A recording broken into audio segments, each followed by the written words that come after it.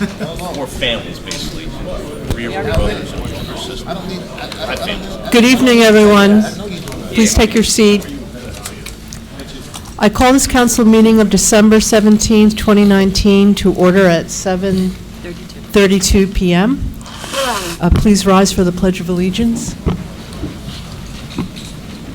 I pledge allegiance to the flag of the States of America, to the republic for which it stands, one nation, under God, indivisible, with liberty and justice for all.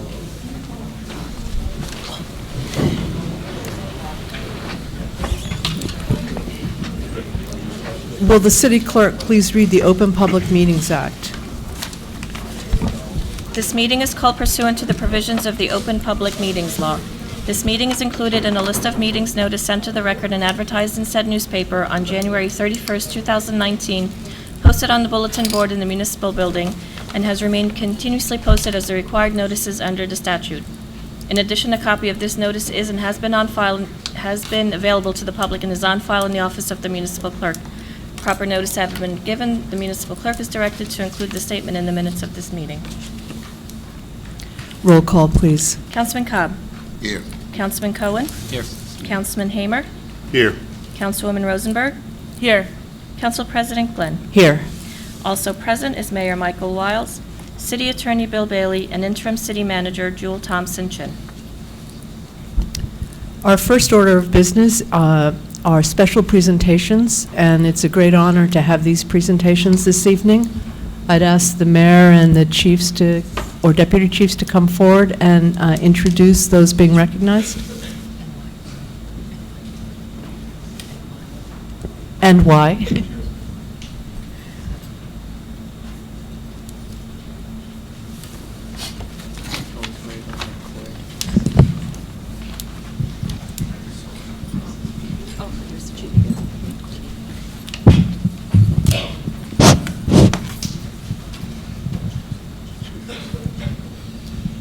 Well, good evening, ladies and gentlemen, Madam President, the council, residents, and those in the world of the internet. This is a wrap-up of 2019, and perhaps one of the most gracious evenings that we have for us in the governing body and the mayor's office to say thank you to those men and women in blue, our bravest, and those that serve the city with great distinction and character. I would just ask if everybody would just take a moment of silence for those that were felled nearby in Jersey City before we go forward.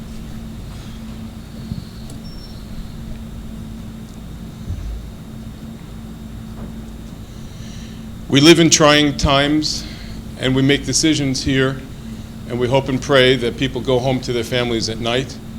During the days, there's nothing less than heroism that evolves from these wonderful gentlemen and gentle ladies. It happens in our city, and as you'll see, it happens frequently.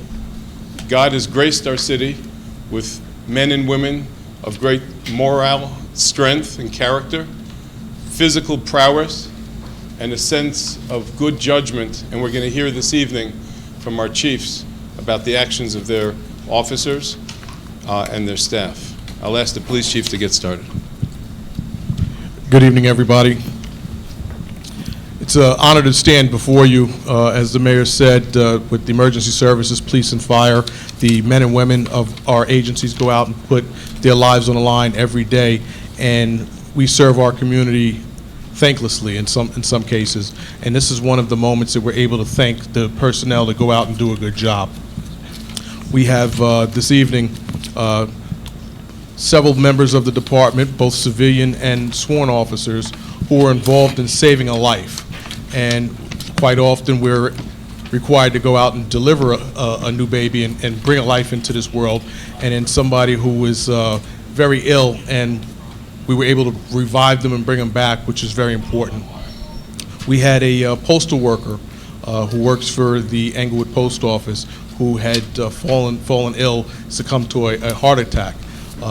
They dialed 911. We had our 911 operator, Michael Kangro, who was able to give pre-arrival instructions to the person who called 911 as the officers were dispatched and responded to the scene. Upon arrival to the scene, We had the officers who initiated CPR using the defibrillator and were able to resuscitate the individual and subsequently saved his life. And that's one of the things that we strive to do, is to protect and serve, and there's no greater honor than saving a life. And it's an honor to stand before you and be able to present the officers with the award that the mayor and council saw fit to present to them for saving a life. So we're going to ask Officer George Coleman, Mark Van Wormer, Adolfo Gutierrez, and Sean Einstedt to come forward, please.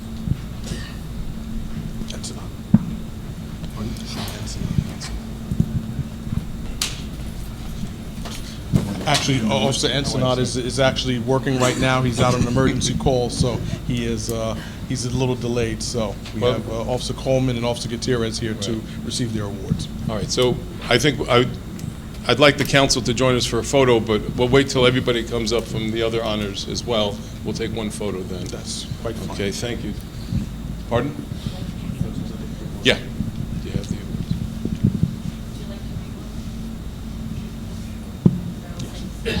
Okay, I'm just going to read the award. They all say the same. Recognition award presented to the officer for actions above and beyond the call of duty, and for exhibiting exceptional courage, extraordinary decisiveness, and presence of mind, regardless of personal safety in an attempt to save or protect human life. Presented by the Mayor and Council, December 17, 2019. Congratulations.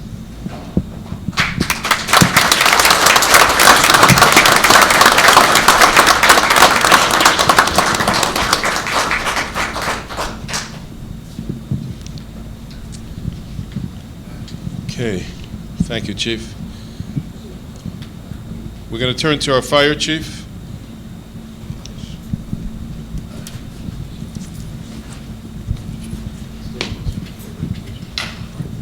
To echo what Chief Suffren said, these guys, men and women, are out performing every day.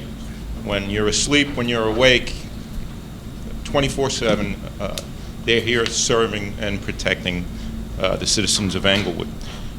The firefighters being recognized this evening: Firefighter Joseph Hoyle Jr., Firefighter Richard Marna, and Firefighter Parker.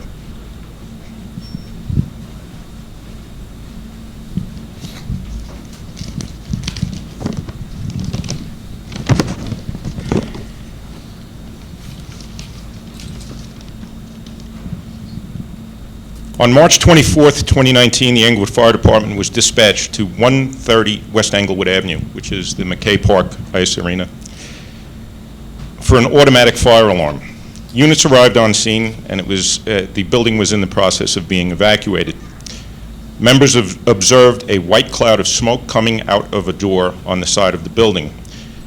The officer in charge advised the incoming units that there was a smoke condition coming from the building. There could possibly be a large freon leak from the ice rink machine room. The truck company chauffeur and Firefighter Parker, who was on truck company 1, immediately donned their self-contained breathing apparatus and entered the building via the door with the freon, which the freon was emanating from, in zero visibility. Also without the protection of chemical protective clothing. These individuals began a primary search and located an unconscious individual on the floor about 10 feet into the room. They immediately dragged the victim back to the exterior, where they were met by Firefighter Hoyle. Firefighter Hoyle began to assess the victim for breathing and a pulse, and Firefighter Mata performed the beginning of CPR. With no reaction to the initial stages, they utilized a defibrillator on the victim and began to perform CPR while awaiting the arrival of emergency medical services. After a few minutes of CPR and oxygen therapy, the victim started to regain consciousness and began to move. He was transported to a local hospital, and the victim made a full recovery. Again, these are courageous actions by members of the fire department. They're doing this 24/7. I'm proud to serve with them and it's an honor and a privilege to work with these individuals. Congratulations to the three of you.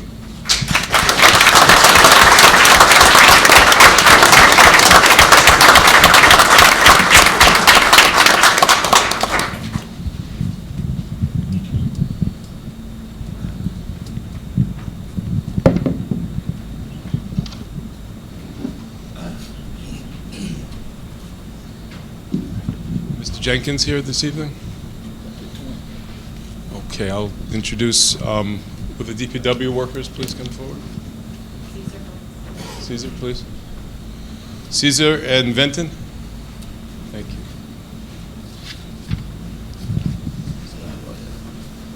Caesar Navarro and Venton Miles, thank you for joining us. These two gentlemen have done combat duty in that they stay, I think, till the latest moment of these city council meetings and deserve a life after life because of all the service that you've rendered to the city. Councilman Cobb and I have spent a lot of time in the public works. We visit, we realize the stock and the work that you do and the sense of excellence and the beauty that the city has. Englewood, the city of trees, is kept proper. Today you're being honored for saving an elderly man when he lost control of his vehicle and slammed into a light pole in front of City Hall. You acted valiantly, you acted decisively, and you saved a life. And we appreciate the effort that you made and your service to our city. Thank you.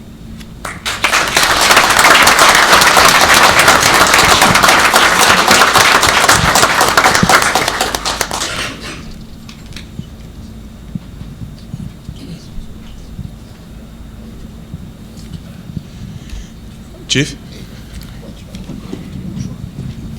If I may, I just would like to say that both Mr. Miles and Mr. Navarro used to be employees of the Englewood Police Department before they were transferred back to DPW, and there are no two harder working individuals for the city of Englewood than those two gentlemen right there, and they work hard and diligent every day, and that's a reflection of the work that they do. So thank you for your service. Thank you, gentlemen. Chief, we have another incident.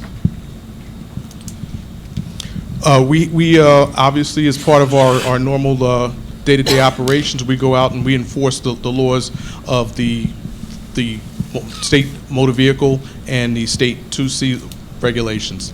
On one particular occasion, we had officers that conducted a motor vehicle stop.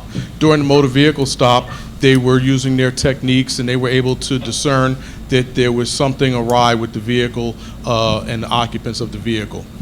It was subsequently determined that the vehicle was occupied by two subjects who were armed with a firearm. The officers immediately took the necessary action to try to effect an arrest. During that, a struggle ensued where there was one officer, Manaric, I get it right, Manaric was dragged by a car down Route 4 in Decatur Avenue as he held on and clinged and was able to get the vehicle to stop.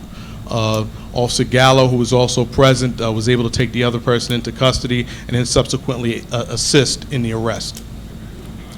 This is part of the danger that the officers go out every day and perform some things that are unheard by the public, but it's often good to see that we're able to go out, we're able to enforce the laws, we're able to make the arrest, and we do at some point in time put our lives on the line, as these officers did on that particular evening. And we were fortunate that nobody was seriously hurt, and they're here today to accept this award that you're graciously giving them. Thank you. Perhaps Deputy Chief will help me give these awards out. If you could pronounce that name.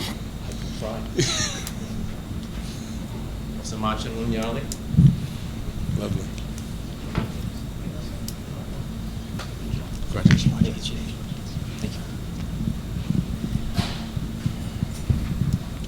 Sergeant Kenneth Landelsmith.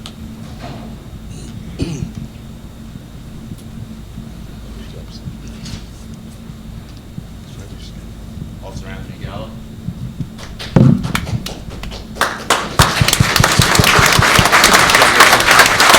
I would ask all of the awardees to come back and the City Council join us, please. We'll take a photo with everybody. And the chiefs also, please. Deputy Chief, Fire Chief. I'd just like to say that the two officers standing before you, the patrol officers, are very instrumental in going out and enforcing the laws of the city and are responsible for removing several guns out of the city of Englewood during the course of their operation. So that's a complete testament to their ability and what they go out and do every day. And they've been recognized by the department for that. And I'd like to let everybody know that they're out there enforcing, making our community safe.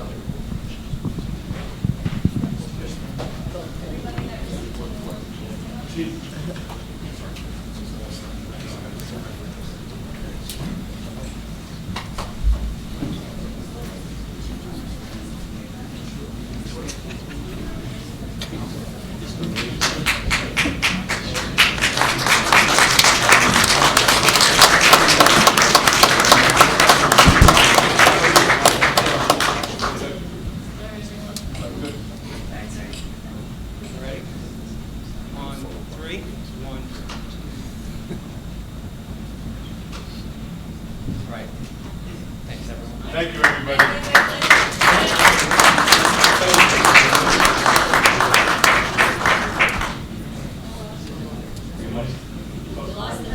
I'll send you the one.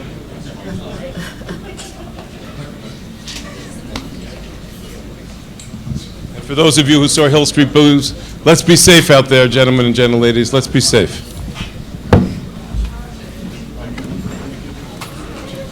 We are the second regular meeting is on, but the workshop is on the 7th. Yeah. I kept on thinking you might have referred to the second, and then I remembered, you know, like, what is it, Thursday? So I was like, why would we have Thursday? Well, the reorg doesn't have to be on a regular meeting day, but it has to be done, what, by the 7th of the month? The second, on Thursday. Yes. I was so confused. How are you? Thursday, maybe I heard you wrong.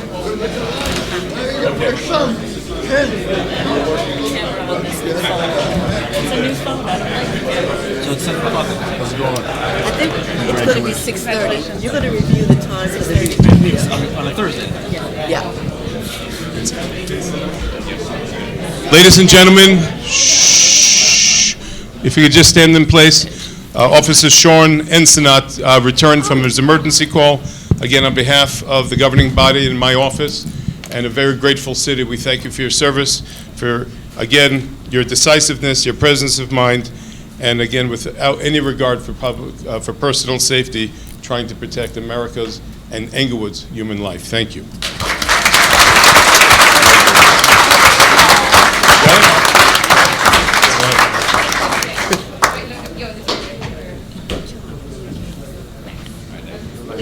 Be safe.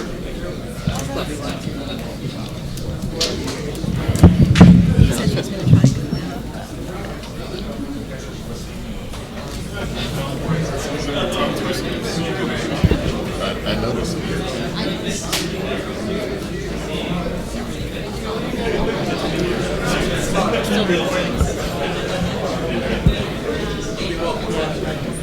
Nice job, Chief.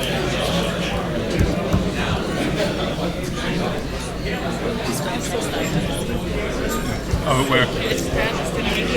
Oh, really? Thank you, everyone.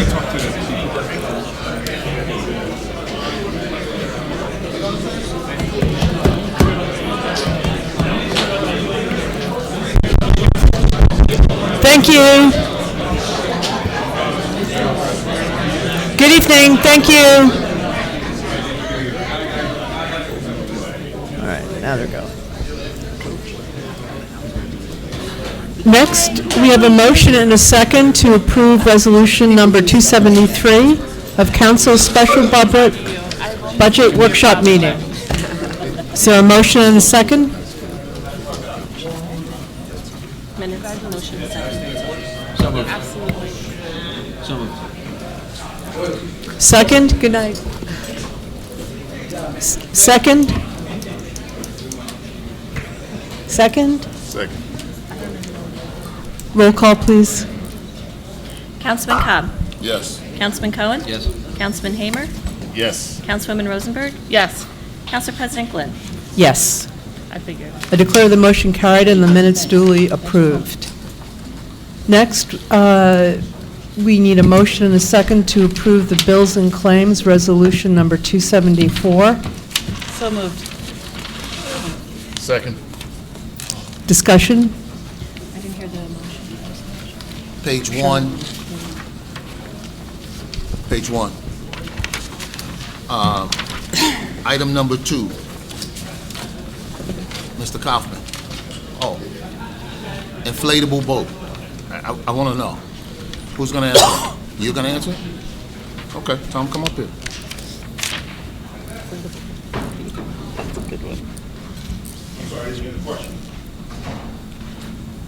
$31,533.59. Yes. My question is, this was something, it's from 2018, and why is it on the bills and claims The order was list? delayed.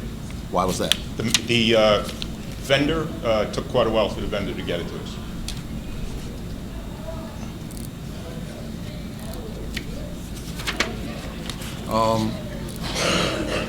Was anybody aware of that? Did anybody tell anybody that? I mean, because almost 2 years, right? This is 2019, 2 more weeks, we're into 2020. Yeah, we pressured the vendor to get it moving, and it came when it came. It arrived recently. No. Did the city manager's office know? Did CFO know? I mean, because... I don't recall if the CFO was aware. There are people in the department who may have been in contact with the CFO. He may be able to answer that for you, but we were moving to get the process, to expedite the process. Chief, the reason why I say that is what we try to do is we don't try to carry bills over for I a understand. year or 2 years. I understand.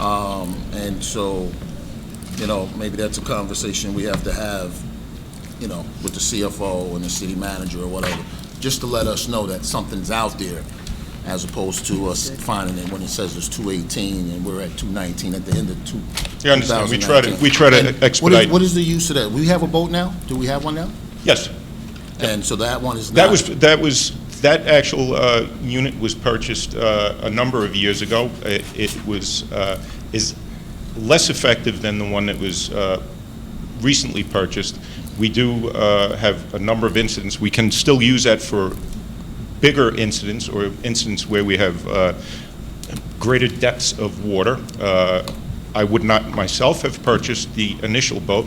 The one that is now here, it will be more effective for us when we have the situations that most people are aware of that we have down in the Forest Avenue area, Epps, Twisby. When we have nor'easters, we have storms. We are often called upon to get people out of hazardous situations, even down around the area of ShopRite. The water levels there, when we have nor'easters, can be excessive, and we need to rescue people and get them out of harm's way. And the use of the inflatable boat, it's the same type that is used by the Urban Search and Rescue, New Jersey Task Force Urban Search and Rescue. Same type that they use, and that's why we purchased this through capital, because we saw a need for it, and it will serve the city well, I believe. How often do we use this boat? I would say whenever we have nor'easters and flood situations. We use that. So do we have special training that goes along with the use Yes. of the boat? Yes. Yes, and training's that has, is training that has already taken place. Swift water rescue, basic water rescue. All the members are trained in boat operation. I would say the New Jersey State Police boat certification, and they are also scheduled for additional training, ice water rescue, those types of things. They were never addressed in the past, and before waiting for a situation such as Crystal Lake or Miller's Pond, where we have a situation, we wanted to be proactive as opposed to reactive. So now we have 2 boats, so we have enough now, right? Because you said we had one already, then we purchased this. Again, the one that we had was not Is it as done? effective. It can be used. It can be utilized. This one is a better option. So it's not a toy. It's How big is it? It's, I believe, 16 foot. 16 foot? It's an inflatable, soft hull inflatable boat, same one used by Urban Search and Rescue when they have storms and flood situations. Okay, all right. Okay.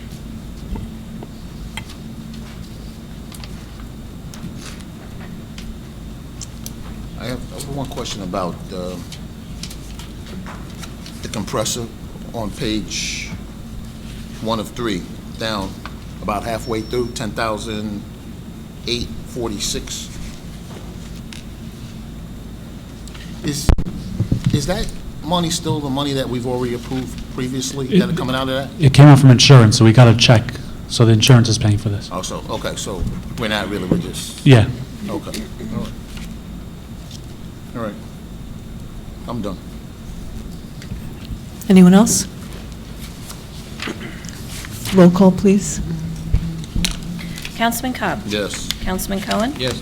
Councilman Hamer? Vote yes. Councilwoman Rosenberg? Yes. Council President Glynn? Yes.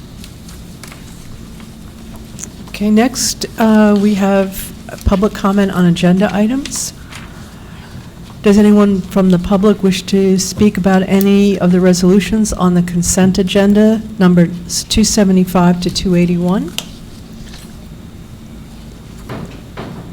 Point of order. Yes, sir. I'd like to move resolution 282 into consideration for unanimous consent.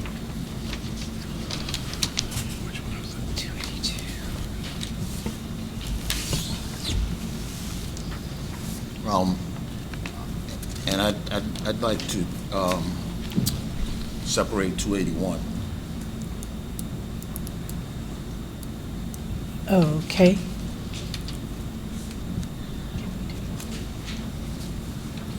Yeah, Jill.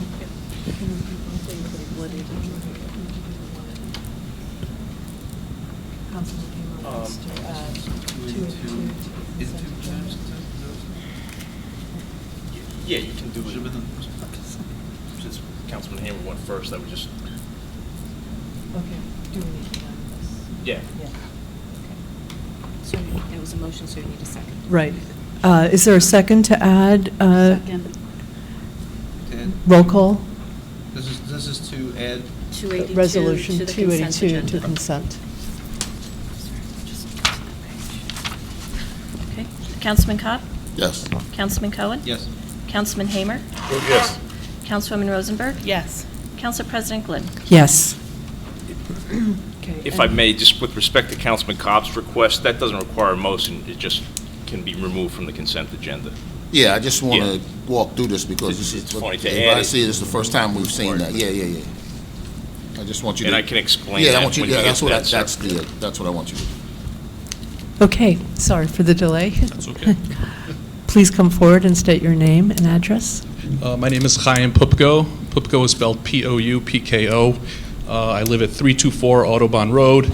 I'm the rabbi of Congregation Ava Torah, which is at 240 Broad Avenue.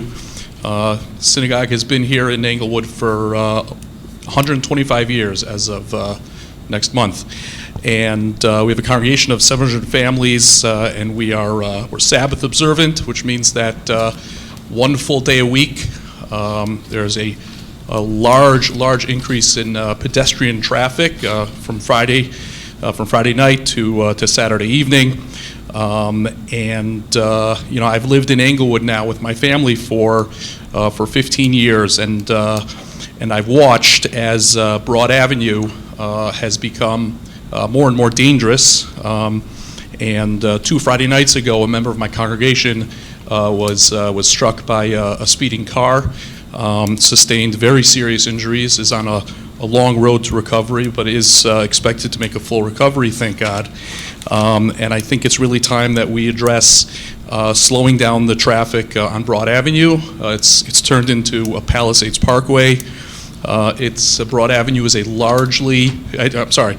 Broad Avenue is an exclusively residential street. I understand it's a real thoroughfare, but it's only residential as opposed to Grand Avenue, which has a lot of commercial activity.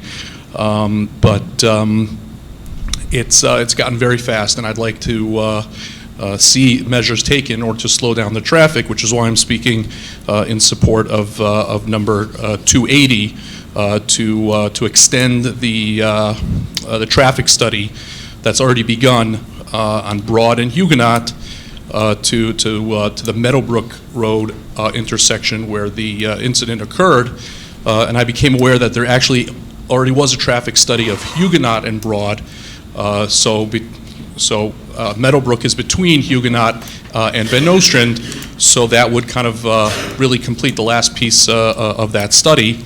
At the same time, I know that that pedestrian safety is a partnership effort, and I've begun to reinforce messages I've delivered to my congregation in the past about how critically important it is at night that people walking around any day of the week should be wearing proper reflective vests and belts and such. We've distributed in the past, we're going to distribute again, but I'm definitely doing whatever I can to make sure that my community really steps up and does their part.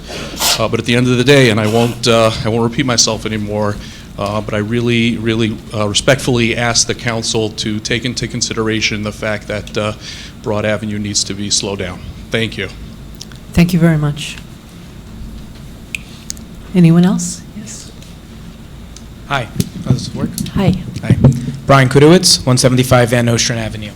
I'm also supporting Resolution 280. Just to add to Rabbi Pupko's comments, I won't take very long, but I did want to point out a few things. One is, I just wanted to make sure the wording of the resolution seems pretty tapered, so I don't know if that's just the nature of how resolutions are worded, but Broad Avenue in general, as it runs through Englewood, is a dangerous roadway. We've had a pedestrian traffic fatality on the corner of Van Nostrand and Broad. There's been a traffic fatality near the corner of Allison and Broad, and now most recently there's been this, thankfully not a fatality, but a serious injury near the corner of Meadowbrook and Broad. Those are the ones I know about, and those are over the last 15 years. And I did, I don't want to be the guy at the microphone who, spits out statistics, but I did, thankfully we have the internet. We can get our hands on a lot of information. And there's a Governor's Traffic Safety Association that basically provides numbers for every single state in terms of total number of pedestrian fatalities per 100,000 population. And kind of one thing that was startling is New Jersey's number is relatively high compared to other states. It's about like 0.85 per 100,000 people. And if you were to do the math, over 15 years, that means about 3 to 4 traffic fatalities would have been, pedestrian traffic fatalities would have been expected in Englewood. 2 of those have been on Broad Avenue in a 0.2 mile stretch. So to me, that's startling. Obviously, Broad Avenue is only one street in Englewood. A fifth of a mile stretch on that one street is particularly concerning. As Rabbi Pupko pointed out, there's increased pedestrian traffic towards the end of the week, but really the whole week. You have various seniors who go walking there. You have kids waiting on the block there to get on and off of school buses. So it's very concerning to me. And kind of going back to where the synagogue is situated right now, the corner of Huguenot and Broad, right now we have, thankfully, an officer who stands there every Saturday crossing people for several hours. And if he's not there, they don't stop. It doesn't matter if you're in the crosswalk, doesn't matter if you have 1 foot in or if you have both feet in and you're 5 feet across the crosswalk. They won't stop. And I've seen on many occasions that they don't stop even when he is there. I know enforcement's challenging, and of course we just had the police officers here, and I'm very appreciative of them, but enforcement is possible. If you drive through the very same street, Broad Avenue, through Leonia, it's a startling difference. People stop for pedestrians happily, they slow down, pedestrians are more careful, and so I think we're looking at 2 different cities that are right next to each other, the same exact street, and the behavior is completely different. So, I'm not a police officer, I'm not a civil engineer, I can't tell you what that is, but one thing I will stress is that beyond supporting this resolution, I think the city needs to do whatever it can before the traffic study is completed, before the results of that traffic study are found and then executed. I think the city can look at certain things like better enforcement. I know it's difficult, but I believe it's possible. And last, and then I'll end my time, is Yeah, I think the city in general needs to take a more holistic approach to improving safety, not just on Broad Avenue, but in general. And I'd encourage the city to look at things like a Vision Zero initiative, which takes a more holistic framework approach, an ethical approach to improving safety measures, with a goal to it not being acceptable to having any pedestrian fatalities or any serious traffic injuries. And I thank you for your time, and have a good evening. Thank you. Amy Bullock, Howland Avenue. I'm supporting the traffic study too, because personal safety should be the most important thing to everyone in this room. We have a number of areas in the city where there are concerns about pedestrian safety, traffic safety, children getting off school buses. I myself have come up here and asked about looking into Lafayette. And we're here today talking about Broad Avenue, another area where there's question about pedestrian safety. The council needs to go ahead and move forward with this, and they need to develop a plan on what areas need to be addressed going forward. We cannot do this on a one-by-one request. It's a citywide issue. You need to work with the police department, with the city engineer, identify the areas that are in need of the most attention, and figure out how to address it, one by one, because you can't fix the whole city at the same time. So this should be a springboard to moving forward and identifying other areas where we can take action to improve pedestrian safety. Because there's going to be more catastrophes if we don't, because we have a planning board who is adamant about bringing more and more people into the city. So the more people that come, the more cars that come, and if we don't address these issues now, it's just going to get worse. You can look at the monument and what went on with that stop sign, where there's video footage of people blatantly disrespecting the stop sign. And it does not just happen at Palisade Avenue or on Lafayette or on Broad Avenue. It happens on Washington Place, which is a residential street. It happens on Howland Avenue, where I had a neighbor ask me, did I get city permission to put a sign out that says children at play? And I had my own choice words for her, because my daughter's life matters to me. And every resident in this city's life is important. We don't have time for politics. Do what you need to do to make sure that the city is as safe as it can be. You're promoting people coming in. You want people taking the bus and train into the city. That means more pedestrian traffic. So you need to address it sooner rather than later. Thank you. Ms. Glenn? I appreciate the delicacy and the good citizenship of those that have come out, particularly the Kudowitz family. When we met with some of the professionals, we were encouraged to Mayor, do... I think... Now let him talk, it's No, okay. just be a minute. Yeah. We were encouraged to do a lighting review, to look at DPW removing leaves and snow along that corridor, to see whether or not the contractors can replace the sidewalks so people don't trip on the way to shul, to make sure that there is an increase in the culture of speed enforcement like they have in Leonia, a message board to augment with officers, and then ultimately to see and question the propriety of a crosswalk. A crosswalk at that other corner will actually slow down traffic, but it will preserve life. This is what we need to be working towards when the study comes out. I would also just say that the blinking pedestrian light going south hasn't been working for weeks or months, so. Yeah.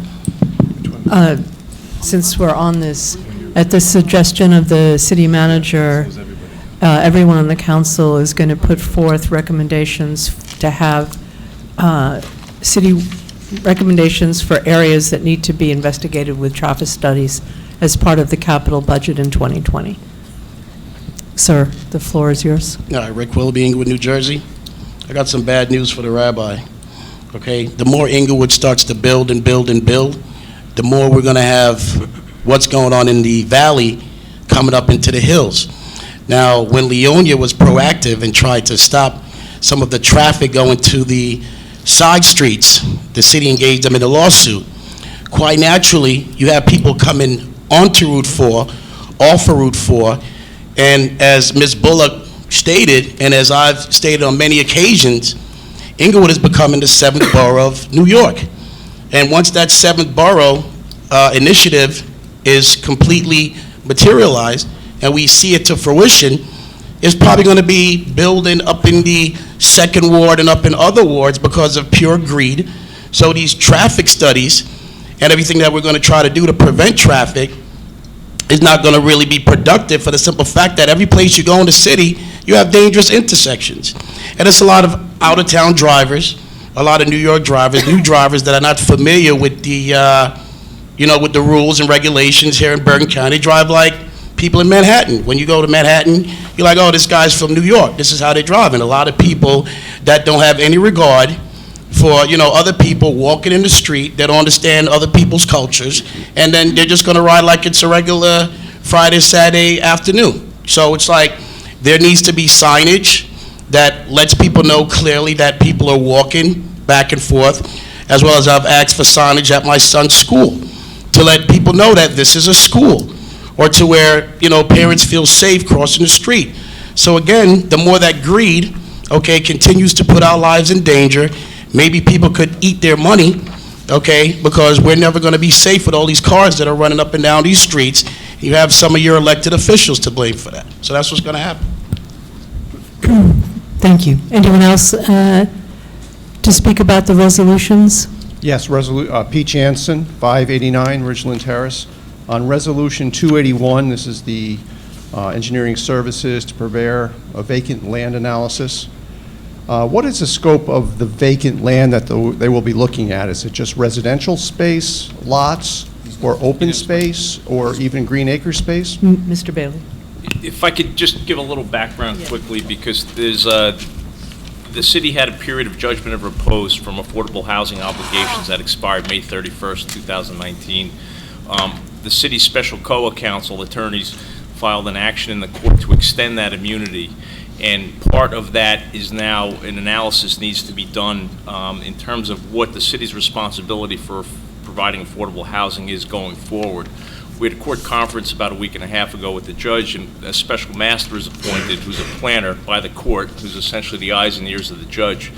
And one of the tools that is utilized in that proceeding in terms of determining what a municipality's obligation would be prospectively, the courts will look at how much land is available. So it's vacant land citywide, regardless of whether it's commercial, residential, parks and schools and things like that are not included, but the analysis would cover the entire city. And it's to demonstrate what is available or what little is available to build new housing. So that's the purpose of it, and then to present it to the court. Okay, thank you. Sure. Hi, Andrea Hedridge, 387 Cumberland Street. I just want to make a quick comment on Resolution 280. Great. Not the DR. When I got my driver's license when I was 17, my father, I'm trained already, to not drive faster than 25 miles an hour on Broad Avenue in Leonia because there's such a heavy police patrol presence there.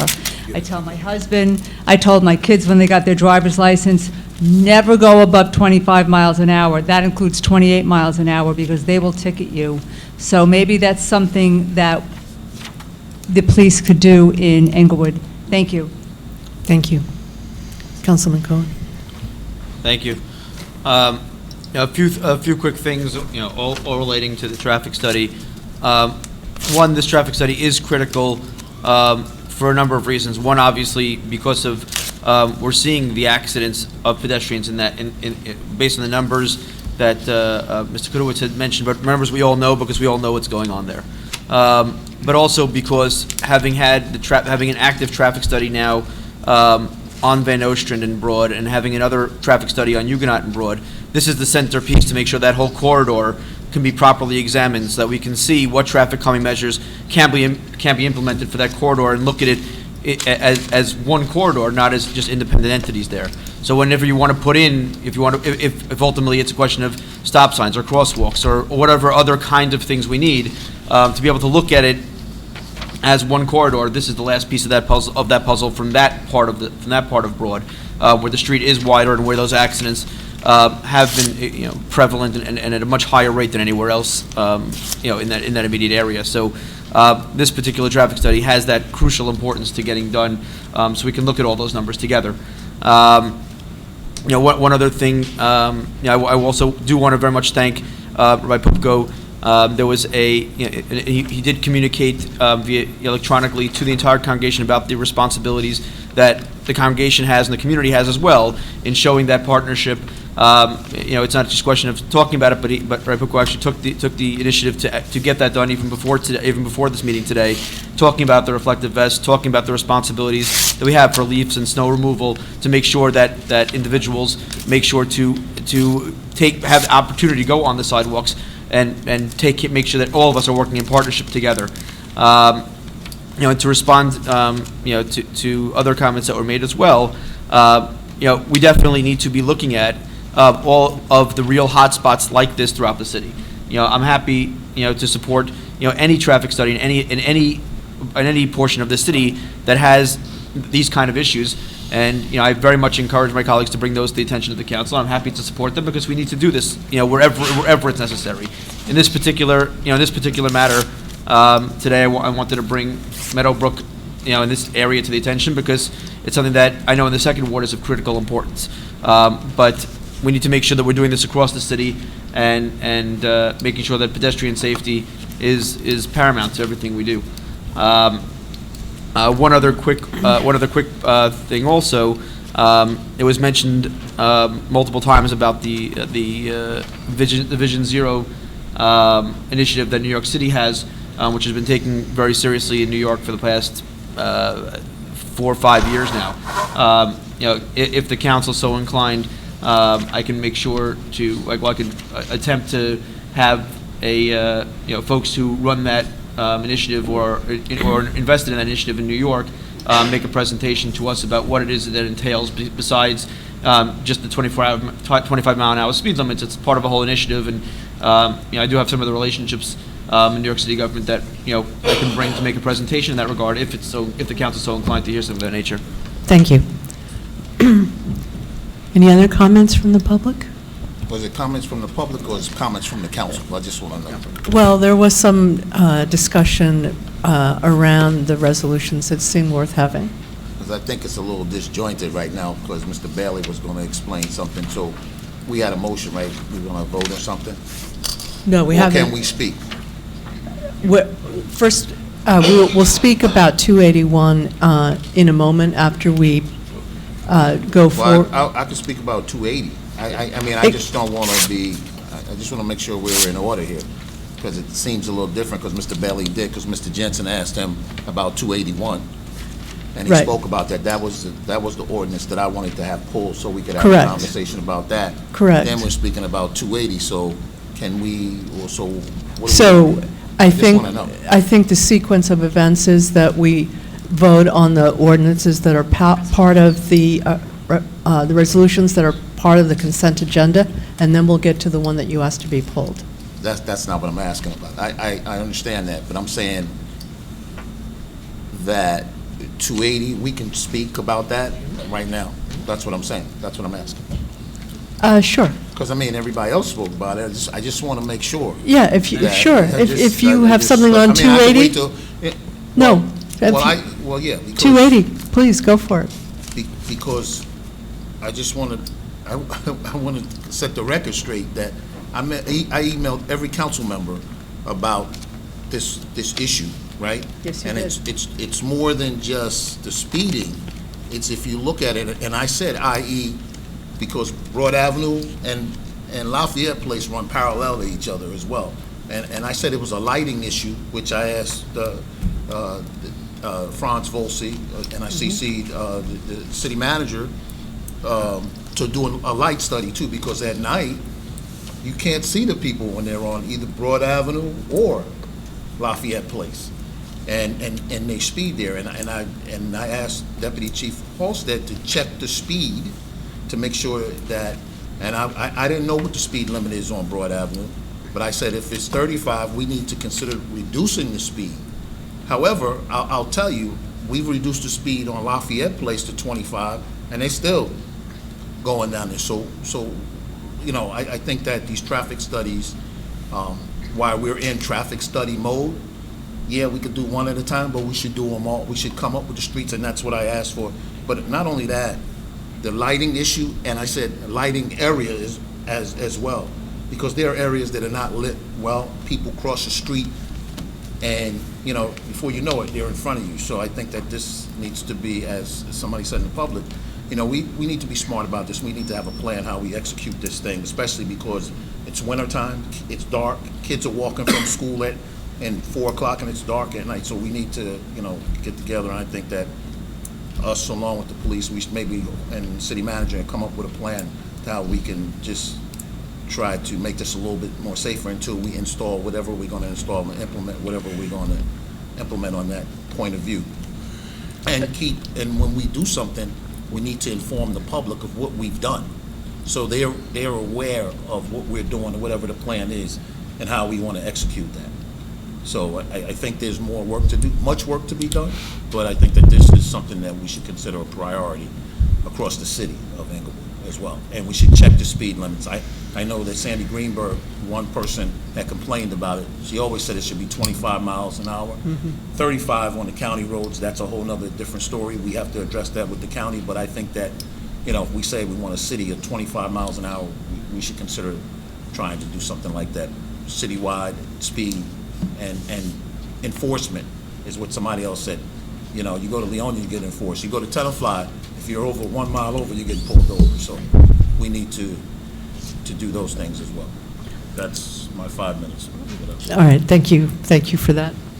I would just say other towns also enforce their leaf and snow removal, and we are, for the last few years, we've had a very chaotic system where DPW is apparently on call whenever there's an issue, and people are putting out their leaves whenever they want and getting them picked up. And I think if we have a system where people know when to put them out, they get reminders and eventually fines if they put them out at the wrong time, so that our DPW can work effectively and efficiently, and they're not running all over the city every time there's a safety hazard because people are putting out their leaves when they're not supposed to. But you know what happens here, which is unfair to DPW, is that, and I've seen this, that landscapers come and DPW is off, and I seen them on Tenafly Road blowing them after 3 o'clock. Absolutely, right? it's unfair to them. So what we should be doing Absolutely. too is allowing them to, because DPW is going to come get them and dump them. Maybe there's a fee that we could charge to say, you can pick them up, you take them there, instead of putting them in the street. You know, because they're piling them in the street. So DPW's clean the street and they come back and piling them, they're going in it. So If we're enforcing that people are not putting them out on the Yeah. wrong dates, Yeah. then it will be much easier for DPW. There is one, And much safer. there's two immediate things that we can do. And I had asked Catherine at City Hall, Yeah. Catherine, we're- if she could find the number of the lampposts and call PSE&G, immediately increase the wattage on the bulbs. And that was something that I had asked the first day when the pedestrian was struck, actually that evening. They can get that number and they can call it in. Okay. And then code Mayor- enforcement to go by. Mayor, we're kind of drifting from the resolutions. We really need to pay attention to our agenda. Some of this was resolution-related. I just want the bulbs looked But at in the you can, meantime. for sure, add that in your comments in a few moments coming up. Okay. Is there a motion and a second to adopt resolutions numbers 275 to 280 and 282? So moved. Second. Roll call, please. Councilman Cobb? Yes. Councilman Cohen? Yes. Councilman Hamer? Vote yes. Councilwoman Rosenberg? Yes. Council President Glynn? Yes. I declare the motion carried and the resolutions duly adopted. Now,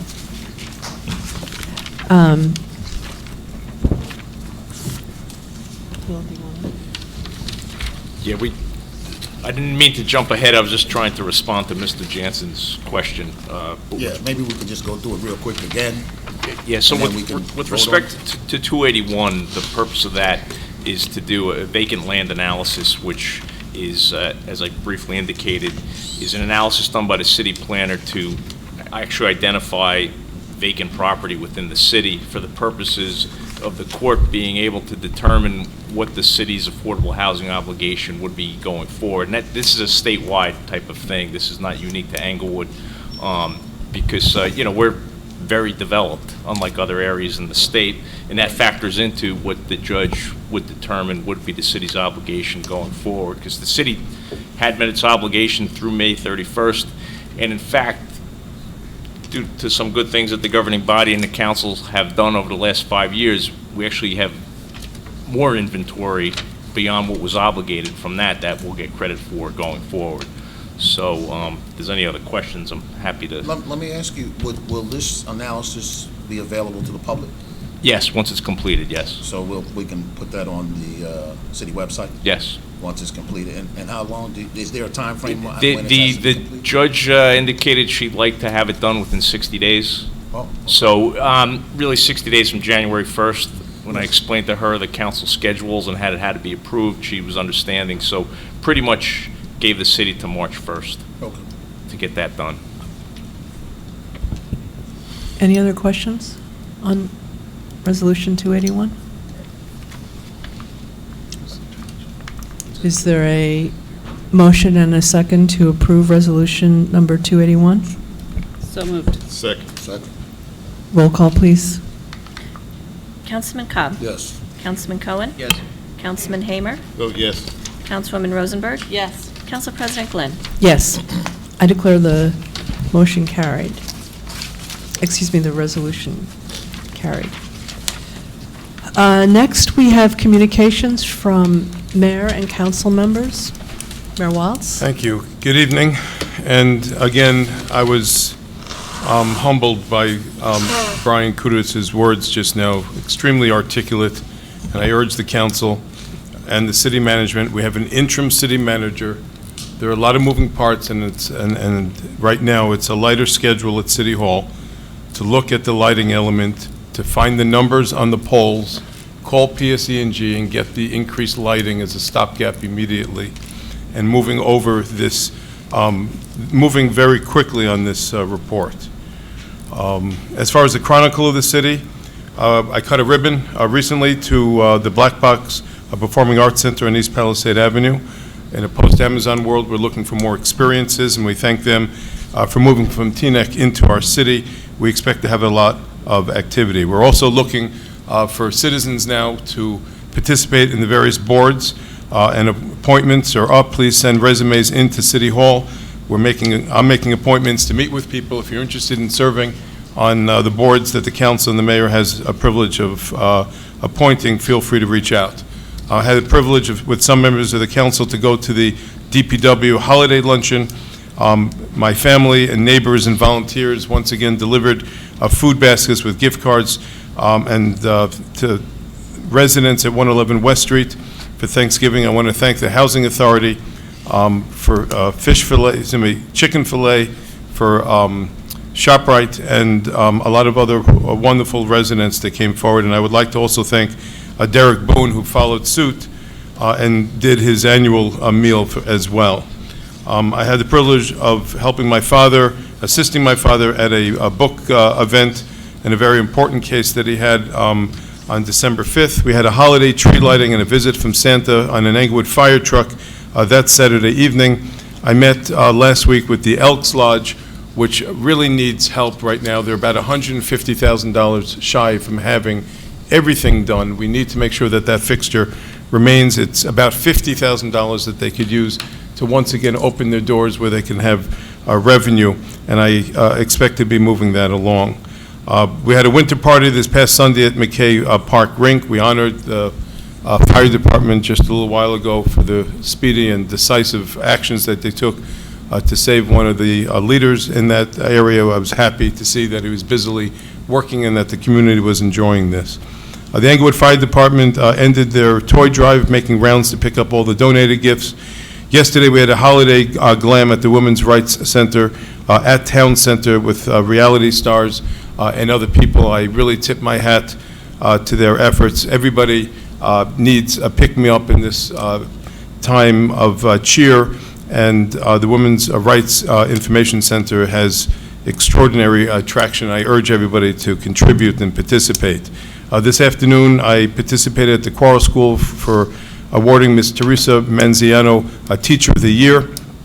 And about an hour before this council meeting, I had a chance to say a few words and greet a world-renowned mentalist, Lior Schuchard, and honor Ellie Beer, the progenitor of United Hatzalah, where they're doing about 1,800 daily calls in Israel. Arabs, Jews, Christians, Druze. It's an enormous service, and a absolutely Palestinians, and absolutely I should say, a vein or an offshoot of that is now in Englewood Hospital. It came in Jersey City, where it was successful, and we have, I think, a lot of members, including some dear friends of mine, that are now going to be first responders here. They have historically put themselves out for people of all rank and files, all faiths, and it was a big honor to greet them today. The Jersey City Police Department, we tip our hat to you, and we're saddened by the loss of your brother officer and the victims of the horrific crime that occurred this past week. I had the privilege of hosting just yesterday the widow of the Ecuadorian gentleman that was returned home last evening to a full military hero's honor at his home, and we will be helping her. City Hall will have a menorah lighting on Sunday, December 22nd at 6 p.m. And again, I urge everybody to be cautious. I concur with the rest of the council that this is an issue when it comes to public safety that should not be relegated to any one ward or one area. Amy Bullock's comments were well taken. If we are inviting people into our central business district or other corridors, we have to have our speed under control, our lighting. There's no reason that the Public Works and other agencies, including code enforcement, cannot police. If a resident has the audacity to have their landscaper put out leaves, it is the responsibility of that homeowner to make sure that it's done at a proper time and make the measures to take them off if it's at a time where it'll put other people in harm's way. But it's got to be a comprehensive plan, and I didn't mean any disrespect to our interim city manager. She's doing a lovely job, but this is a full-time need, and we find the leaves being covered by snow, and then there are pedestrians that are struck by cars, and we can look at all these elements, but they all have to be addressed. With that said, I wish everybody a meaningful and a robust and safe holiday season. Thank you. Councilwoman Rosenberg? Hi, good evening. Thank you for coming out. I just, in light of all the conversations about safety, there are trees and wires down tonight all over the city and a lot of power outages. So please, when you're going home, be safe. I witnessed almost 2 accidents on the way here. There was a transformer explosion and a fire up on Woodland and Booth, and I know that there are wires down or hanging on Hudson, so I'm sure there are other areas. Please be safe. And speaking about the fire department, the toy drive that Mayor Wilds mentioned, I just wanted to mention that they have over 300 kids signed up, and the distribution will be Thursday. The registration is closed, but they do it every year, and would look forward to having even more next year. They also conducted a food drive last week for Center for Food Action, and they collected 2 truckloads of food. Really a huge benefit to the city that we have public servants that are so committed to Englewood and to the needs of our residents. And I just wanted to say happy holidays, Merry Christmas, and I hope everyone, happy Hanukkah, and I hope everyone has a wonderful holiday season. Councilman Hamer? Just want to wish everyone season's greetings, and please be safe. Have a blessed holiday. Thank you. Councilman Cobb? Me? Yeah. We're going out of order today. Okay. All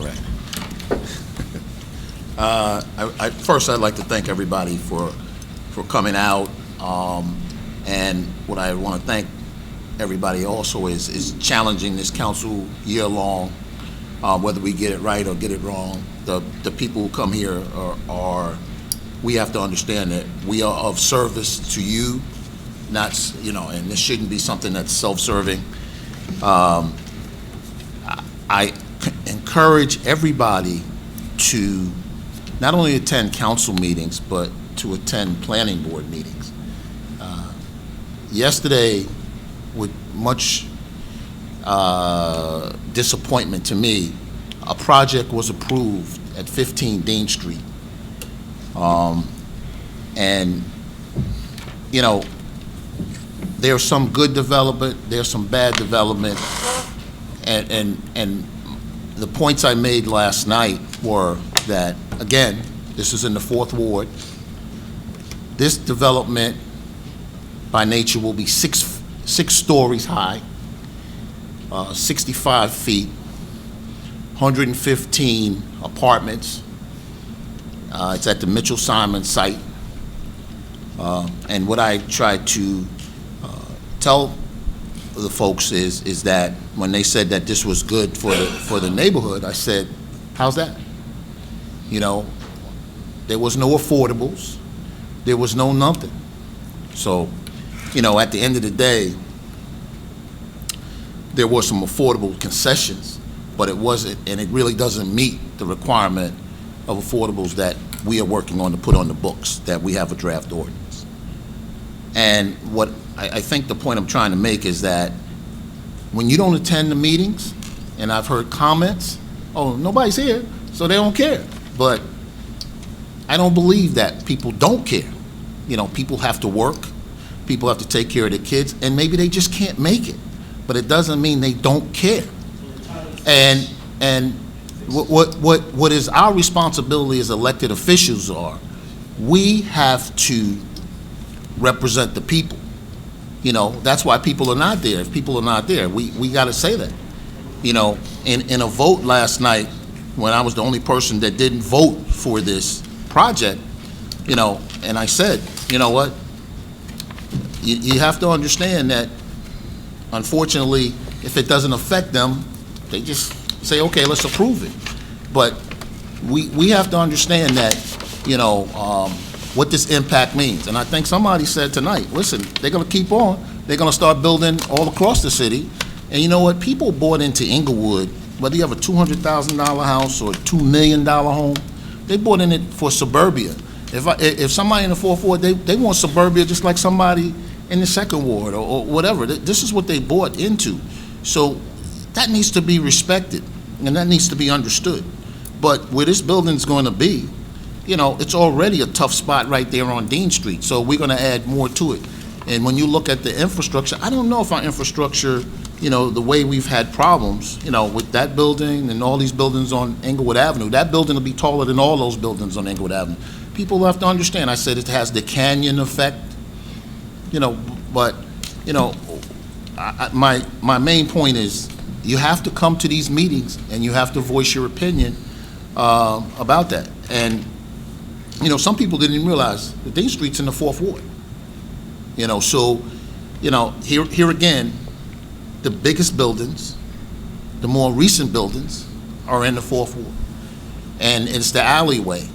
So you're going to have Englewood Avenue like a T, and you're going to have Dean Street coming, and you're going to have all these people here. You know, we don't balance budgets on development. You know, so we balance budgets and we manage budgets on how we adjust our spend and be disciplined with that. But, you know, I would encourage people, you know, to, if you can, attend meetings. If you can't, send somebody, because, you know, voices do make a difference. And, you know, I can't tell you how important it is when, you know, with all this development there. And what I also said was, what are the people benefiting? If it doesn't benefit the people of Englewood, then, you know, we shouldn't move forward on things like that. And we should know that, and those are the questions that should be answered all the time before we move forward. How does this benefit us? You know, and I do believe that the developers, you know, would understand that, you know, we have an obligation to the residents, and that we have to come to some kind of agreement when we do build these buildings. Because once you put them in, they ain't going nowhere. They're here. You know, so I just wanted to say that to you, and I thank you for your presence today. have a happy holiday, safe and prosperous new year, and come back ready for next year to challenge us some more and hold us accountable. Thank you. Councilman Cohen? Thank you. First and foremost, just I want to thank my colleagues for us passing the traffic study today. I think it's critical to to pedestrian safety on that corridor, and like I said, I look forward to hearing presentations of other traffic studies that are necessary in other parts of the city that I can support, and we can help together really make sure the pedestrian safety in all the places where it's necessary to increase whatever it is, signage, crosswalks, whatever is determined to be needed to help. I'm looking forward to being part of that for our entire city. One thing I wanted, just from hearing earlier tonight, that I wanted to comment on when we talked about leaf pickup and things of that nature. Another thing I think maybe to consider, and I'm not, obviously Bill Bailey and whatnot would have to ultimately see if there's a practicality to this, but a number of years ago, when we had issues with landscapers throughout the city, we created a situation where they all have to register and pay a small nominal fee in order to be allowed to be here. So this way we would know exactly who's here, what they're doing to some degree. What I would say is perhaps also, we can have double layers of enforcement, so to speak, where not only are we doing what we need to do to enforce with residents, but that if we see that landscapers are doing what they're not supposed to do, that we can have some sort of system, maybe it's a 3 strikes and you're out or whatever it is, with landscapers, that they'll lose their registry if they're caught, knowingly and knowledgeably superseding what our ordinance is. And my assumption, if we're not doing it already, one thing I think we should do is making sure that when a landscaper registers, that perhaps they get a packet with our regulations so they can't later claim they didn't know or they didn't see or they didn't hear or whatnot. But that may, and if we have not done that, maybe we can, as they need the registrations for this coming year in 2020, we can start off on that foot and giving them some sort of handbook so that we can know very definitively that we've done our part in educating whoever is going to register to do work in our neighborhoods. And if they want to comply and do work here, then great, let's work together in that capacity. But that there's some sort of system which which holds landscapers accountable and knowledgeable to what they're supposed to do as well. Hopefully between the two entities on the residential side and the landscaper side, we can get this in better order. I want to also thank everybody who came out to the ice rink holiday party this Sunday. It was once again, as it is every year, it really is an incredible event where we really one of the real events where I see the whole city comes together.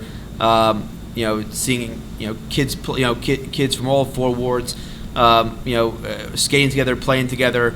My kids have a blast every year, except for the fact that they try to push me on the ice, which I just was not happening. With my bad knees, but I at least contributed 5 kids to the ice with a 10-month-old who wasn't really getting on there. But it was just a beautiful holiday party. I want to thank the Friends of the Rink and Ken Katz, who was doing great work there, and the Vogels, who were there helping in every way possible, and Bruce Prince, who was there, and everybody else from the Friends. A number of members of the Friends were there as well, really helping out and making it a beautiful event. So I just want to thank everybody who had a part in that, and everybody who came out. It was really a nice way to spend a Sunday in our city. And I also do want to thank our police department and particularly Deputy Chief Halstead. After the events of Jersey City, which when you see these kinds of tragedies and these kinds of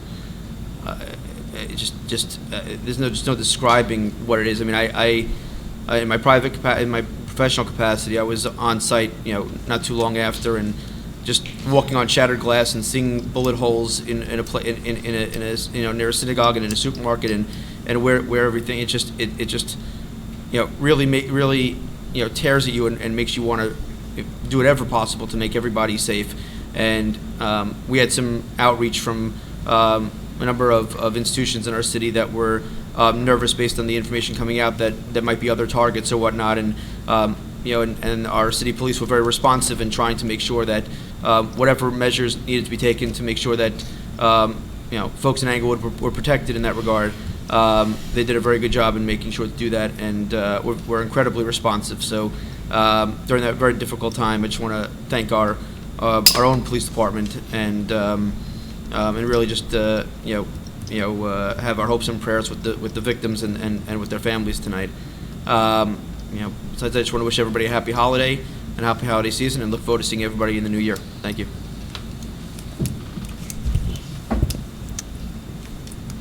Thanks to everyone for coming out on this kind of bad weather night.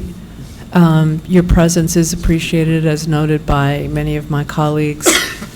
And I also want to second the discussion about the quality of suburbia that people value in Englewood. And I know the people in my ward, when they talk to me, that is one of the things they place the highest value on. So I would ask everyone to pay attention to what the residents are telling us in that regard. With that, I hope everyone has a very safe and happy holiday season, and best wishes for the new year. Interim City Manager. Thank you, Council President. Just three things I'd like to note. First and foremost, I think the council took a very significant action this evening. One of the resolutions that was adopted was the reappointment of our Chief Financial Officer, Michael Kaufman, also known as our CFO, and that is a major milestone for him. This marks the point in his career and his duration here in Englewood that he is actually eligible and was granted tenure as part of his reappointment. He's been doing a wonderful job, and as he was able to show the council during the time he's been here, there have been reductions in the annual tax rates, and we hope to continue that. And I just want to wish him a long and happy career here in Englewood. Thank you, Michael.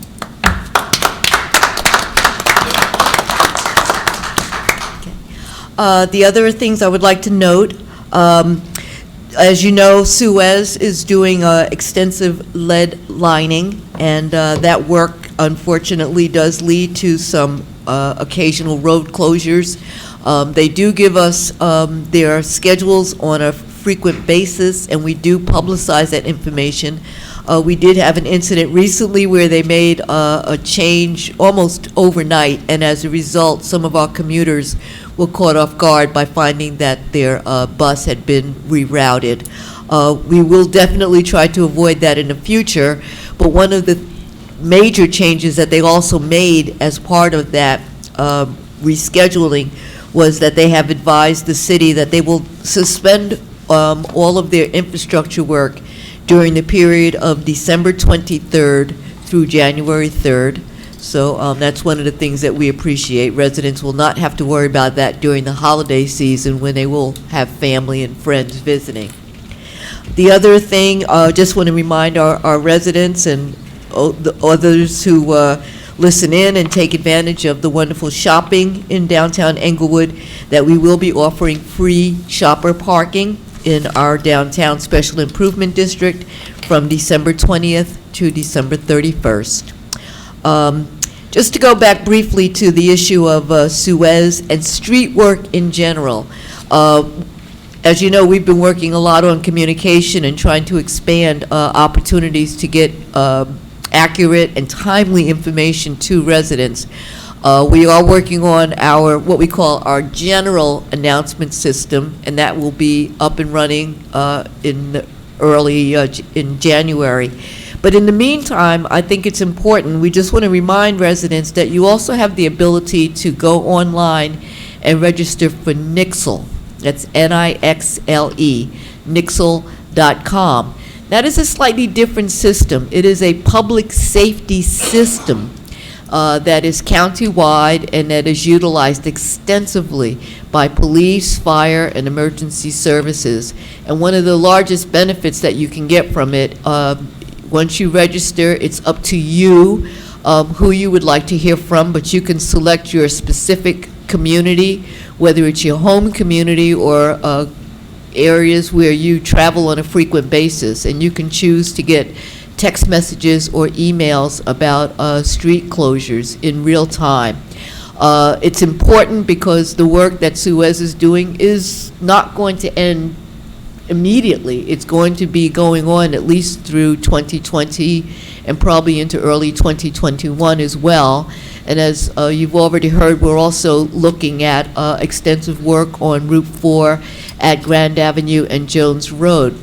So if you are interested in knowing when there may be disruptions to your daily travel patterns, I would really recommend that you register for Nixle as well. Thank you. Can I just ask a question with regard to that? How do people know where the buses are being rerouted to?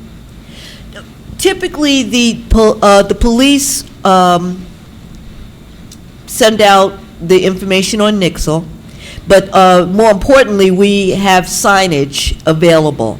The problem we had this morning with, I believe it was Van Ostrin, was that we didn't receive the information until late last night. So obviously, we were able to factor it in later, but we did not have that information first thing this morning, obviously during the morning commute. Right, so they'll be notified where the buses are. I got a lot of calls this morning, so I they'll be know. notified where the buses are going to be rerouted to? Some of that information will be in Nixle, but I think that the main thing is where you can catch the bus. When you Right. say rerouted, yeah. Right, where they can catch the bus. Where they can catch the bus. And some of it's a combination. Some of it will come through Nixle. Nixle is more about the streets that will actually be closed. But the police typically put signage at the bus stop that lets people know. Okay, thank you. Okay. It's now time for the public session. Anyone from the public who wishes to speak, please come to the microphone, give your name and address, and you have 4 minutes to speak. Amy Bullock, Howland Avenue. The leaf issue. Can the city just require residents to bag the leaves? I mean, it's like $3 for 5 bags. Wouldn't that be the easiest thing to do instead of trying to manage what landscaper put what leaf in front of whose house? If you require them to use the bags, they're in the bags, they're on the curb, DPW picks them up. That's what I do. It's really nice, neat, and simple. They come by on Fridays, they scoop them up into the truck, on to the next stop. Mayor Wiles calls Englewood the city of trees. I like to call it the city of egos. Maybe we put our egos aside and see if the county can help us with some resources on Broad Avenue, Lafayette, maybe some of the other major intersections on days when we know there's high pedestrian traffic.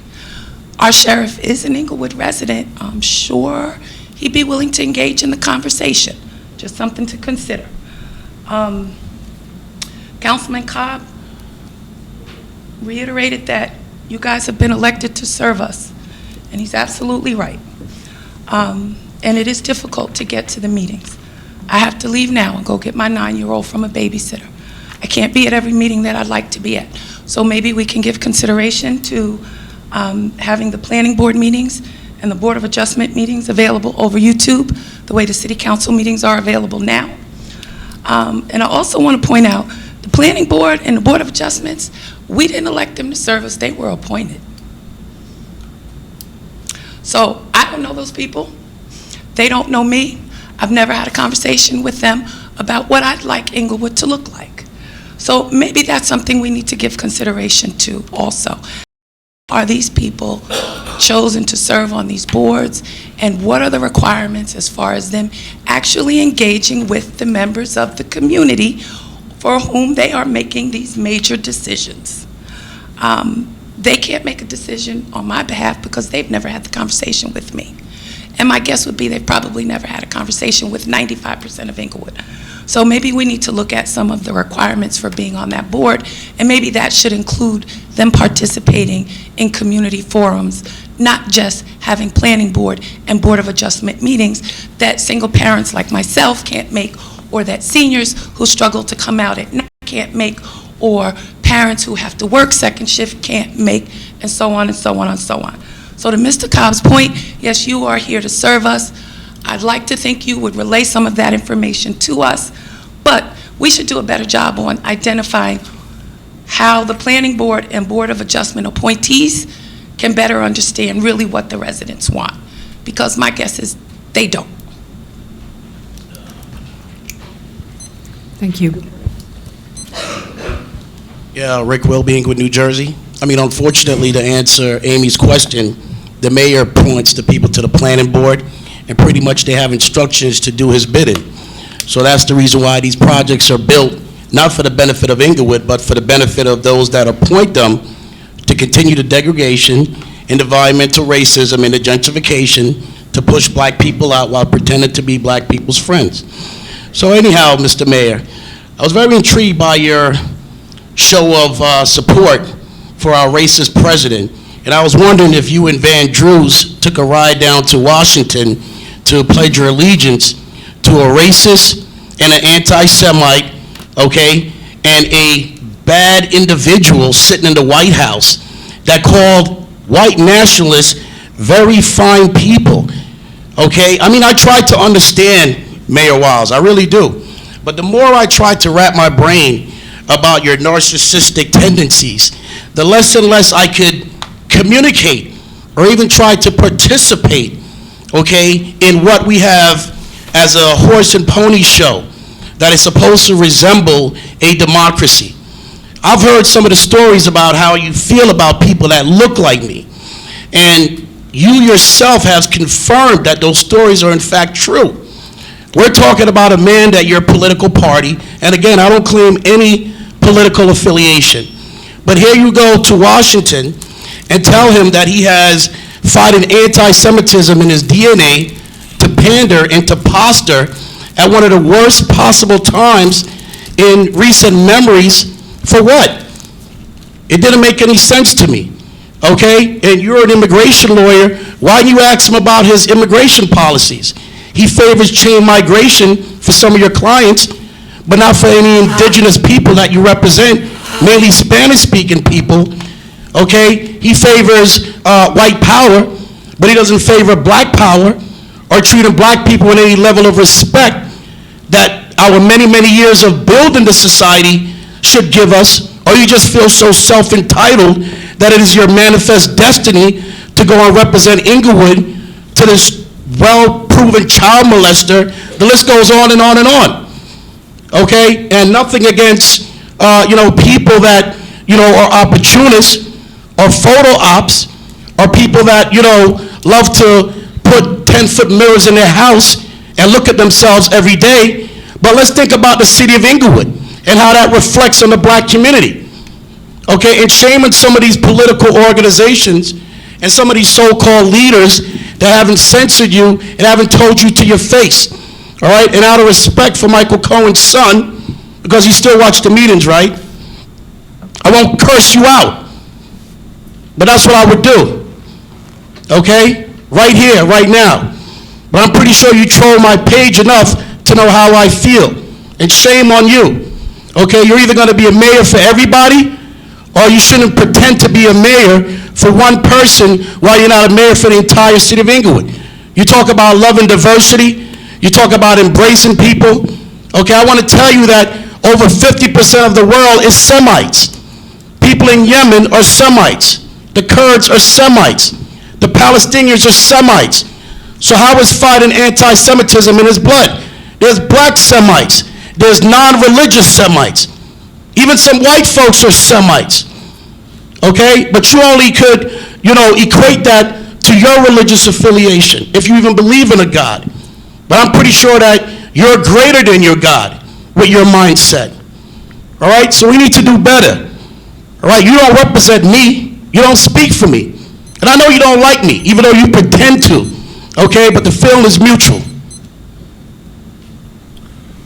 I should just state for the record, and for those watching it on YouTube, that it's the privilege of anybody to come to the microphone to speak up to 4 minutes. My comments, my intentions, my actions were chronicled in the video that presented itself and the words that were associated with it. If anybody is intimidated by any of the remarks that are made by anybody, they should contact the Englewood Police Department. And if they want an adequate explanation, if they're not satisfied by what they read and the facts that are presented, they should feel free to contact me.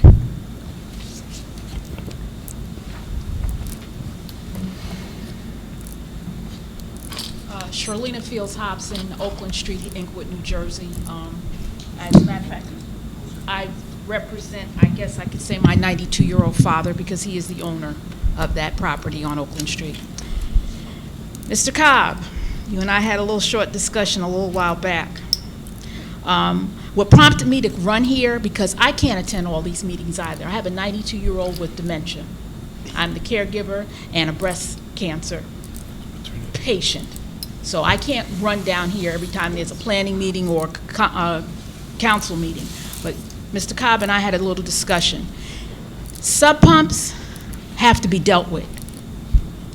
About 2 years ago, and he knows, my backyard, or I should say my parents' backyard, because I'm residing there now, was flooded because of one resident's sub pump.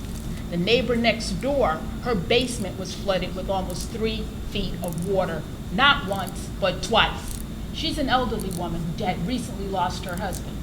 But this property where this water's coming out is filtered into her property as well as my father's property. I get 1 drop of water because the house was purchased in 1960. If everybody does the math, we've been there for a long time. I was 7 years old. I'm 67 now. I'm not going to install a sub pump. But that water needs to be dealt with. If it's supposed to go to the street, then the residents who have water going to side yards needs to stop. I am not going to get down there with a vacuum pump trying to pump water out of my father's basement. I'm too old for that. But I'm not too old to stand up here and tongue lash a few of you because it needs to be dealt with. What prompted me to come here was I heard about the gentleman on Broad Street. I was watching on my phone, trying to clean up my kitchen. And I watched last week, Tuesday, a law enforcement, somebody driving in that navy blue Audi that cut me off right there at Cross Creek to try to beat me to the entrance to Route 80, driving probably about 40 miles an hour. He had LE, law enforcement tags for the state of New Jersey. He's law, and he's breaking it. Just like I heard someone say about the other neighboring towns. They deal with the speeders. Yes, I am the little one behind filming the monument and Tenafly Road. I sat there for 6 minutes and filmed 75 cars running that stop sign and damn near got hit twice just to take a walk to get exercise prior to my chemo treatments. My family might accept me dying of breast cancer, but they're not going to accept me being hit by a car because people don't want to stop at that stop sign. I understand that it has been approved for that flashing stop sign because I took the time to go to Lodi, and in Lodi they have flashing stop signs, night and day. I do and applaud the fact that they put that display up there about speeding and the fact that there's 2 points and I think it's $80 fine. Well, they're still not stopping. They are running that stop sign. And I'm sure that's across the board here in Englewood. All the other towns, they are monitoring the traffic, the speeding. But what is Englewood doing? And I'm the one who makes a little phone call too, almost on a daily basis, for the double parking on Palisade Avenue between the Monument and William Street, on both sides. You can't get down there. I go pick up Amy Bullock's daughter every single day just about when she does it. And you can't get down to Palisade Avenue. And Mayor Wiles, that's right there where your office is, because they're going into the restaurants. No, everybody's got to make a living, but they don't have to double park there. And the U-turn signs, what use are they? Take them down. People are making U-turns. And I'm sure some of you, if not all of you, have witnessed it. It's dangerous. Somebody did get hit right outside of that restaurant, am I correct? Okay, I'll get off my soapbox now. Thank you very much. Hey, Julie. talk to Greg about that sign at the monument? The problem is... Pete Jansen, 589 Ridgeland. I just want to thank the board for moving forward on the traffic safety resolution that we talked about earlier. I had some thoughts about it, which I'd like to share to you, which really underline the gravity of the situation in Englewood. If anyone has seen, there is a report out there of the City of Englewood crash maps around public schools for 2014 to 2018. It lists 144 people injured and 9 killed. The source is NJ Safety Voyager. To give you some idea of what those 9 killed means over that period of time, that is 3 times the national average of pedestrians killed in the country. That can't stay. Thank you. Thank you.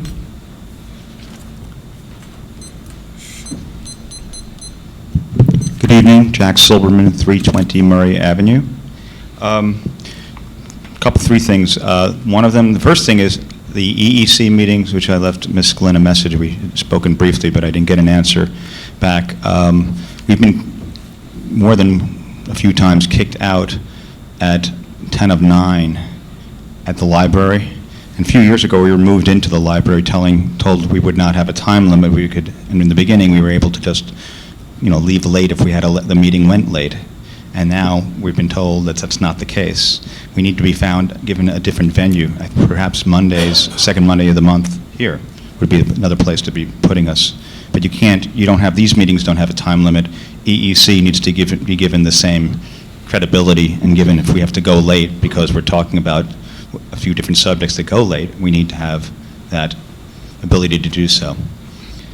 Second thing, I had sent an email to Ms. Chin about a month ago, maybe a month and a half ago, maybe soon after the election. I didn't get an answer. I CC'd a few people also, including Ms. Glenn, in reference to who's in charge of enforcing campaign signs that are, I read the updated law now, that it's totally illegal to be putting them on PSE&G poles, but it is the responsibility of the local community to give the tickets out, to enforce that. It won't be happening very often. As soon as people find out that you can't do that, it won't be happening. So it's just the first few times it's going to happen. But you have to decide who's going to be in charge of that. Because when I spoke to Yancey about this, she said she has no time for that. So I'm assuming the cops have to be in charge of that. So you don't have to I don't want to take my 4 minutes up with that. I appreciate an answer if you can give it to me. Okay. But I never got a reply on that, so I'd appreciate what you're going to do about that, because it needs to be done, because it was not fair in this last election. And the town looked much less cluttered until the last day. So I think it's a very good positive sign, like most towns around us. And finally, let's see, what was the last thing I wanted to ask you? Oh, I never got paid on a bill that I submitted the first week of January of this year for various environmental commission stuff.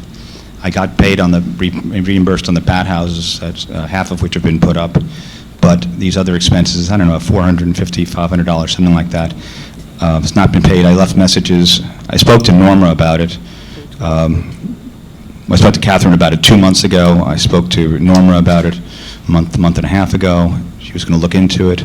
Left her a couple of messages, and I haven't gotten an answer back. I mean, but incidentally, they do have one question. When you're calling, unless I'm calling 06, sometimes I get an answering machine, and it's Norma on that. Is that just calling the wrong extension, and it will always ring through to somebody during the day? I'm not sure. That's all I really had to ask. Yeah. Okay, we'll have to get back to you. I mean, if you know the answer to that one, that would be nice. I don't know the answer. Oh. Thank you. Anyone else care to come forward? Seeing no one, I'm going to close the public session. Mr. Bailey? Be it resolved by the governing body of the City of Englewood that it meet in closed session pursuant to subsection 7 dealing with litigation, contract negotiations, and matters within the attorney-client privilege, and subsection 9 dealing with personnel matters, dealing with appointments specifically. Be it further resolved that discussion conducted in closed session can be disclosed to the public upon taking final action thereon, provided it does not constitute an undue invasion of privacy or violate the attorney-client privilege. And be it further resolved that although the council will return to open session at the conclusion of the closed session, it is not envisioned that it will be taking any formal action at that time. Is there a motion and a second to go into closed? So moved. Second. Roll call? All in favor? Aye.